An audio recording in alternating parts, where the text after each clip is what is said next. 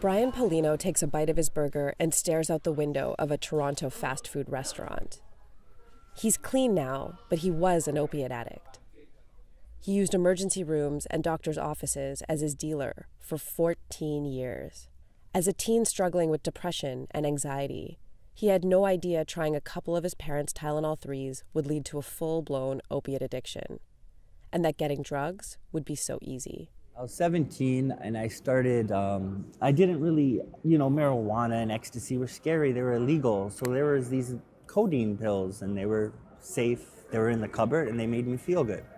So I started taking those. And then I started moving on to Percocet. I still never really thought I would get addicted. The Center for Addiction and Mental Health estimates 18% of high school students have tried a painkiller that was not prescribed to them.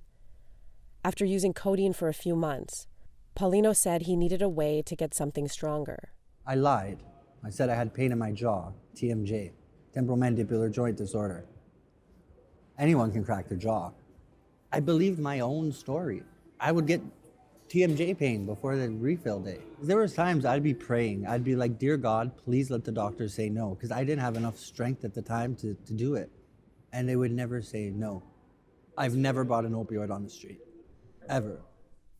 Polino had found a way to get a constant supply of opiates by lying to ER and walk-in clinic doctors. He was addicted, and it quickly became his entire life. One day I woke up and I was just sick. I didn't know what it was. I phoned telehealth. They said it was probably withdrawal. So I took my Percocets and the withdrawal went away. I phoned work that day, quit, went on welfare. Welfare gives you a drug card. I got a map of the city, cut it out into quadrants, and then I found doctors. And then the pain management doctor gave me a nice letter saying Brian is from a nice family. He doesn't look like he's prone to abuse. He didn't ask me one psychological question. But I then used that letter to go to every ER or every clinic in the world and say, look, even my pain doctor says I can take oxys. For each ER and walk-in clinic in Toronto, Polino ranked which were easiest to get drugs from. He systematically visited them to reduce suspicion he was double doctoring, getting duplicate prescriptions from multiple doctors. Sunil Upeti says Polino targeted emergency rooms for good reason. He's a Hamilton-based ER doc and leads national policy discussions on opiate prescription in the ER. What do they say? It takes 30 seconds to say yes and 30 minutes to say no. Generally, you're busy. You may have higher acuity patients that need to be seen. So, you pick up a chart like this, you're going to want to solve it or get rid of it as quickly as possible and then move on to the next patient who's probably sicker. And he probably counted on that. These are all pitfalls in an ER practice, right? Dr. Upeti says Polino also exploited holes in Ontario's narcotic monitoring system, a database that tracks the prescription and dispensing of opiates and other controlled substances. Physicians don't have access to it. And if physicians can't get real-time access to a narcotic monitoring system, they don't know what patients are taking. Not giving the prescribers access to what patients are potentially on is irresponsible or dangerous at best. And I'd want something like PharmaNet in BC or other provinces if they have a complete profile of every medication the patient's taking. That would make life a lot easier.